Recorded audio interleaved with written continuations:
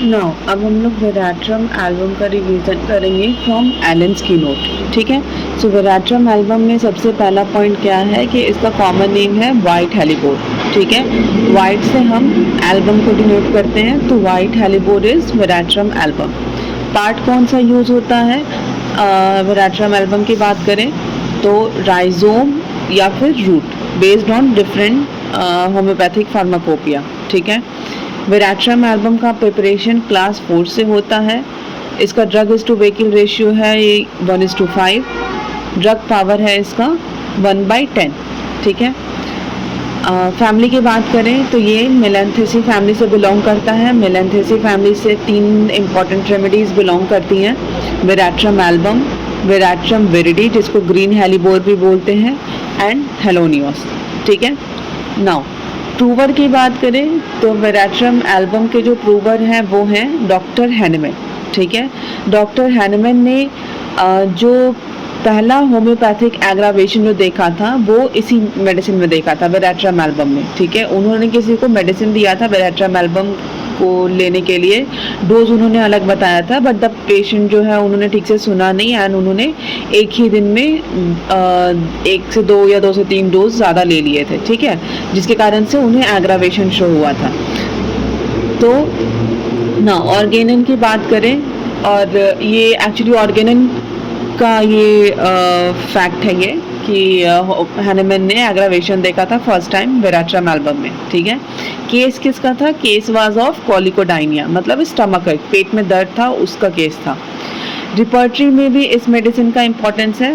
बॉनिंग हसन ने माइंड के सेक्शन में और इंटेलेक्ट सेक्शन में इसको बहुत ही ज़्यादा यूज़ किया है। ठीक है, बहुत सारे जो डॉक्टर्स बाद में आए जिन्होंने प्रूविंग की, उन्हें उतना ज़्यादा सिम्टम्स माइंड या इंटेलेक्ट का नहीं मिला है वेराट्रम एल्बम में, एंड दैट इज़ वाई लोग बॉनिंग हसन को एक्यूज़ भी करते हैं। ठीक है, इसके लिए कि उन्होंने वेराट्रम एल्बम को बहुत ज़्यादा इंपॉर्टेंस दी है माइंड एंड इंटेलेक्ट के लिए।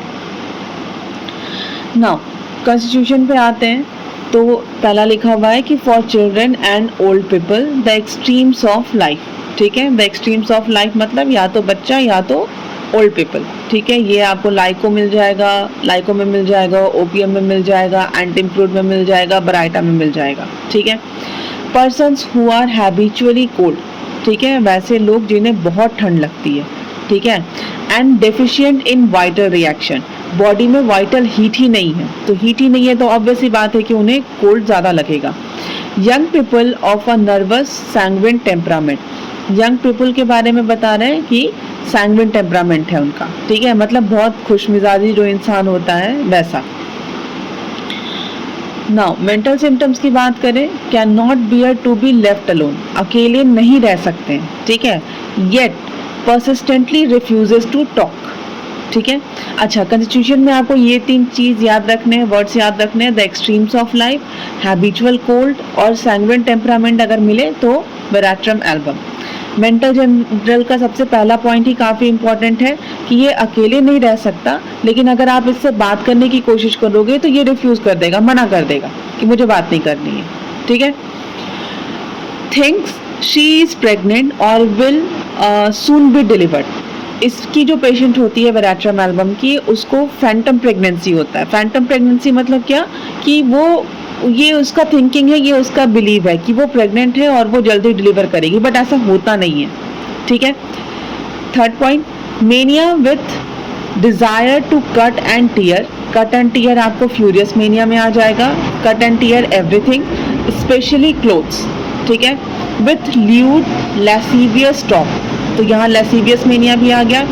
एमोरस, एमोरस मतलब होता है लव बट काइंड ऑफ लैसीवियस। ठीक है, तो यहाँ लैसीवियस मेनिया भी आ गया, और रिलीजियस, रिलीजियस मेनिया भी आ गया। ठीक है, तो वेराट्रम एल्बम एक ऐसा मेडिसिन है जिसमें आपको ऑल 3 मेनियाज कवर होते हैं। ठीक है, स्ट्रामोनियम में आपको रिलीजियस मेनिया मिलेगा, हायोसाइमस में आपको लैसीवियस मेनिया मिलेगा, लेकिन वेराट्रम एल्बम में आपको तीनों ही मेडिसिन, तीनों ही मेनिया देखने को मिलते हैं। ठीक है, नाउ नेक्स्ट पॉइंट पे आते हैं, फिजिकल जनरल। फिजिकल जनरल में लिखा हुआ है, adapted to disease with rapid sinking of the vital forces, ठीक है, वैसा डिजीज जो कि बहुत ही जल्दी, बहुत ही रैपिड वे में वाइटल फोर्स को सिंक कर देता है, ठीक है, वाइटल फोर्स को, वाइटल हीट को सिंक कर देता है। सो कंप्लीट प्रोस्टेशन, ऑब्वियस सी बात है, बॉडी में हीट ही नहीं बचा है, जान ही नहीं बचा, तो अल्टीमेटली कंप्लीट प्रोस्टेशन का केस होगा एंड अल्टीमेटली कोलैप्स का केस दिखने को मिलेगा। Cold perspiration on the forehead, side important है, इसको हाईलाइट करो। कोल्ड ठंडा पसीना कहाँ पे आएगा? फोरहेड पे, ठीक है। ओवर एंटायर बॉडी अगर मेंशन हो कोल्ड पर्सपायरेशन का तो वो टबैकम होगा, ये भी इंपॉर्टेंट है, इसको भी हाईलाइट करना। विथ नियरली ऑल कंप्लेंट्स, चाहे कोई भी कंप्लेन हो, वेराट्रम एल्बम को हमेशा ही कोल्ड पर्सपायरेशन कहाँ देखने को मिलेगा? फोरहेड पे, ठीक है। Now attacks of fainting from least exertion, obvious ही बात है, अब वाइटल फोर्स या वाइटल हीट तो है नहीं बॉडी में, ठीक है, रैपिडली सिंक कर रहा है, तो यहाँ पर कंडीशन क्या होगा? Attacks of fainting from least exertion, थोड़ा सा भी एक्सर्शन होगा बॉडी में, उसके कारण से फेंटिंग का, कोलैप्स का केस हो जाएगा, ठीक है। ब्रैकेट में ये आपको फेरम में भी मिलता है, कार्बोवेज में भी मिलेगा, सल्फर में भी मिलेगा, ठीक है। एक्सेसिव वीकनेस, ऑब्वियस सी बात है। Now sinking feeling during haemorrhage, इसको आप हाईलाइट करना कि सिंकिंग फीलिंग होती है, ब्लीडिंग होगी तो बॉडी में वैसे ही जान नहीं है, साथ में ब्लीडिंग भी हो रहा है, तो ऑब्वियस सी बात है कि उसे ऐसा लगेगा कि मतलब चक्कर टाइप का आना, या सिंकिंग फीलिंग बोलेंगे, मतलब खालीपन जैसा। फेंटिंग किस में लिखा हुआ है? ट्रिलियम में, ठीक है। Now thirst, intense unquenchable for large quantities of very cold water and acid drinks, wants everything cold। अब यहाँ important क्या है कि आपको एक तो बॉडी बहुत ज़्यादा ठंडा पड़ा हुआ है, ठीक है, बट इसको क्रेविंग भी ठंडे चीज़ों की होती है, मतलब पॉलीडिप्सिया, ज़्यादा पानी पीने की इच्छा, ठीक है। सो इंटेंस अनक्वेंचेबल मतलब वैसा प्यास है जो बुझ ही नहीं रहा है, किसकी? Large quantity of very cold water, साथ में एसिड ड्रिंक्स भी, ठीक है, एंड वांट्स एवरीथिंग कोल्ड, हर चीज़ इसको ठंडा ही चाहिए, ठीक है। नाउ ट्रिलियम की बात यहाँ कर रहे थे, तो ट्रिलियम में आपको 2 Fs देखने को मिलते हैं, फेंटिंग तो है ही, साथ में फ्लडिंग देखने को मिलता है, फ्लडिंग विथ फेंटिंग, ठीक है। नाउ हाँ, क्रेविंग फॉर एसिड्स और रिफ्रेशिंग थिंग, ठीक है, ये आपको वेराट्रम एल्बम में देखने को मिलेगा, ये आपको फॉस्फोरिक एसिड में देखने को मिलेगा, एंटीइम्प्रूव में देखने को मिलेगा, एंड सिकल कॉर में भी देखने को मिलेगा, ठीक है। One more, now icy coldness of face, tip of nose, feet, legs, hands, arms and many other parts. क्यों है आइसी कोल्डनेस? क्योंकि बॉडी में वाइटल हीट ही नहीं है, ठीक है। आइसी कोल्डनेस आपको सिकल कॉर में भी दिखेगा, बट वहाँ पे icy coldness in extremities mention है, ठीक है। Bad effects of opium eating, tobacco chewing, ठीक है। सो अगर ओपियम खाने के कारण अगर कोई प्रॉब्लम होती है, टोबैको खाने के कारण अगर कोई प्रॉब्लम हो रहा है, तो उस केस में हम वेराट्रम एल्बम दे सकते हैं। मतलब ये वेराट्रम एल्बम जो है वो ओपियम को, टोबैको को एंटीडोट करता है, ठीक है। नाउ हेड की बात करें, sensation of a lump of ice on vertex, lump of ice कहाँ फील होता है इसका सेंसेशन? वर्टेक्स पे, इंपॉर्टेंट है, इसको आप हाईलाइट करना। विथ चिलीनेस, ठंड लगेगी ही ऑब्वियसली, ठीक है। सीपिया में कोल्ड सेंसेशन मेंशन है, आइस मेंशन नहीं है, ठीक है। As of heat and cold at the same time on scalp, ऐसा फील होता है इसको कि हीट भी और कोल्ड भी सेम टाइम ही फील होता है इसको स्कैल्प पे। As if brain were torn to pieces, ऐसा लगता है कि ब्रेन जो है वो टुकड़ों में मतलब टूट गया है, ठीक है। नाउ अगर ब्रेन लिखा हुआ हो डैश्ड इनटू पीसेस, तो डैश्ड इनटू पीसेस आपको याद रखना है कॉफिया में, ठीक है। नाउ फेस की बात करें तो इसमें face pale, collapsed, features sunken, hippocratic, red while lying becomes pale on rising up, ठीक है। सो फेस इसका कैसा होगा? पेल, रंग उड़ा हुआ है, ठीक है। ब्लू क्योंकि बॉडी में वाइटल हीट ही नहीं है, कोलैप्स्ड है। फीचर संकन, पूरा चेहरा ही ऐसा लगेगा कि बहुत ही मुरझाया हुआ टाइप का है, हिपोक्रेटिक फेस, ठीक है। रेड वाइल, जब लेटा हुआ है तो ब्लड इक्वली डिस्ट्रीब्यूटेड है, तो वो रेड है जब लेटा हुआ है तब, लेकिन जैसे ही वो उठ के बैठ रहा है तो उसके चेहरे पर से रंग उड़ जा रहा है। ये एक ऐसा सिम्टम है एकोनाइट का रिकम्बेंट पोजीशन वाला, ठीक है। एंड ये टबैकम में भी देखने को मिलता है, इसको याद रखेंगे।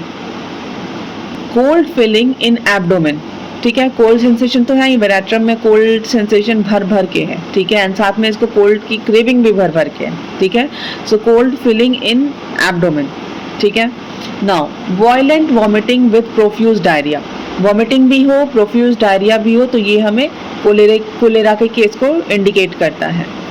नाउ वॉमिटिंग इसका कैसा है, vomiting excessive with nausea and great prostration, ठीक है।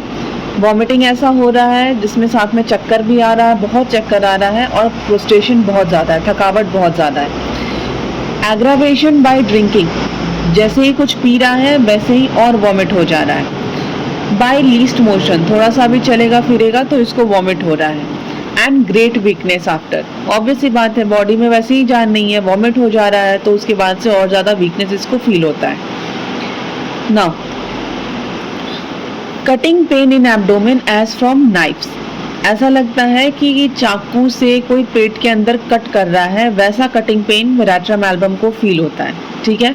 नाइफ्स वाला जो सिम्टम है वो आपको एस्कुलस में भी देखने को मिलता है, बट वो स्टमक में नहीं देखने को मिलता है, वो आपको देखने को मिलेगा रेक्टम में, ठीक है।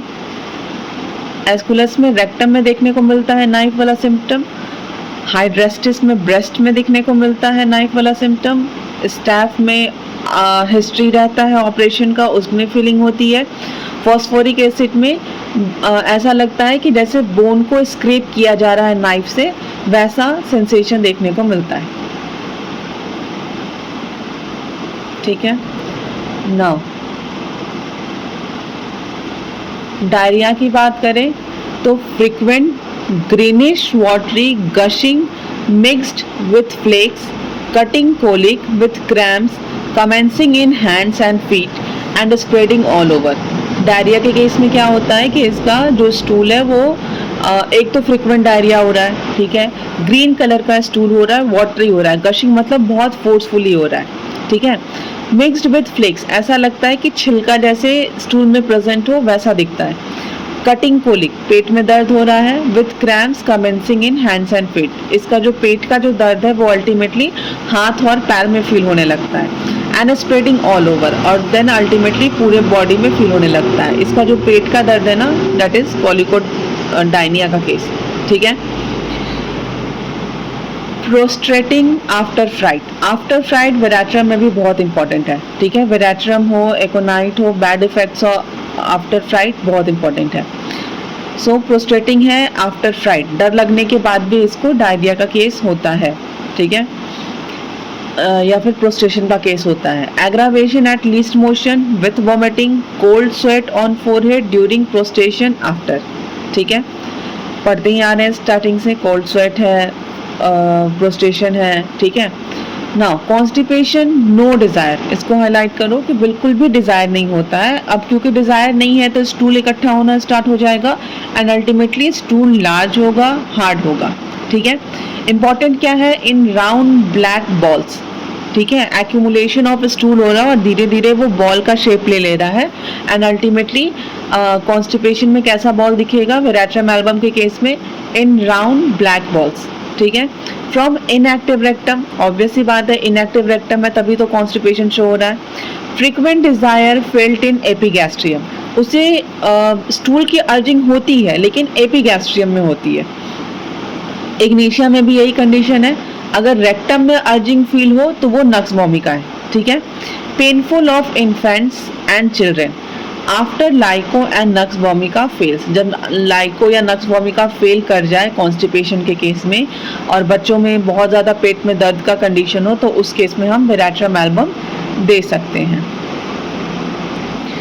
नाउ फीमेल रिप्रोडक्टिव सिस्टम की बात करें तो इसमें इम्पॉर्टेंट सिम्टम क्या है, dysmenorrhoea with vomiting and purging और exhausting diarrhoea with cold sweat.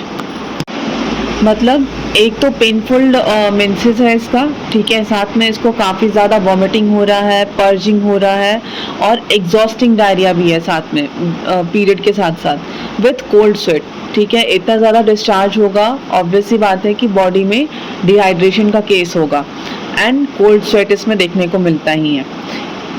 Is so weak can scarcely stand for 2 days at each menstrual nisus, ठीक है, ये इंपॉर्टेंट है, इसको याद रखना है कि scarcely stand for 2 days, ठीक है, कि जब पीरियड स्टार्ट होता है पीरियड के समय बहुत मुश्किल से 2 दिनों तक ही तो उठ ही नहीं पाती है, खड़ी नहीं हो पाती है। scarcely stand for 2 days अगर मेंशन है तो दैट इज वेराट्रम एल्बम, ठीक है। एल्यूमिना के केस में अगर जाएंगे, एंड ये काफ़ी इंपॉर्टेंट सिम्टम है, एल्यूमिना के केस में जाएंगे तो वहाँ मेंशन क्या है, scarcely able to speak, period के केस में ही है, ठीक है। कार्बो एनिमलिस में जाएंगे तो हार्डली स्पीक है, ठीक है, ऐसे याद रख लो कि कार्बन हार्ड होता है तो उस हिसाब से हार्डली स्पीक।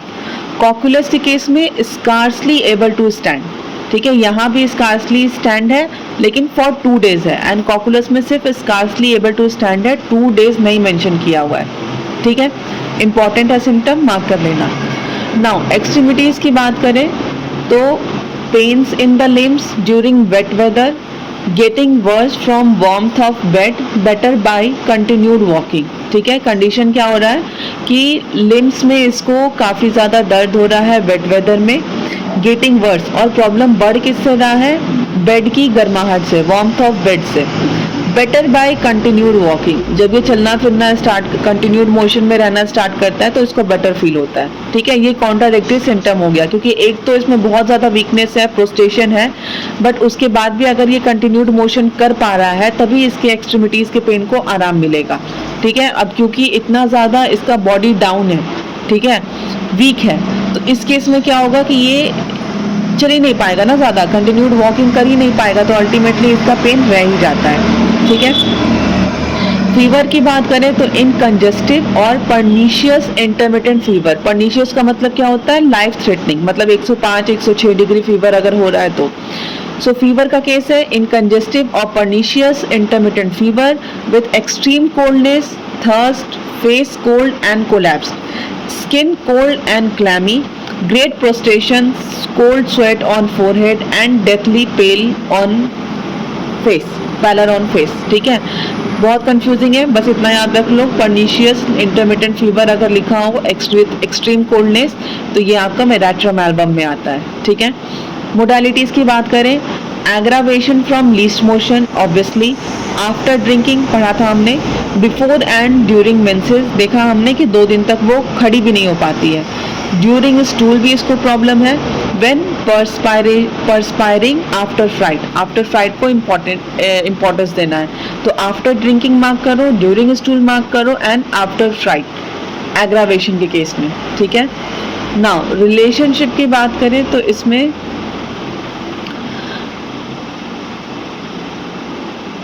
हम वेराट्रम एल्बम किसके बाद दे सकते हैं, आर्सेनी के बाद, अर्निका के बाद, चीनियम सल्फ के बाद, क्यूप्रम के बाद, इपिका के बाद, ये उतना इंपॉर्टेंट नहीं है।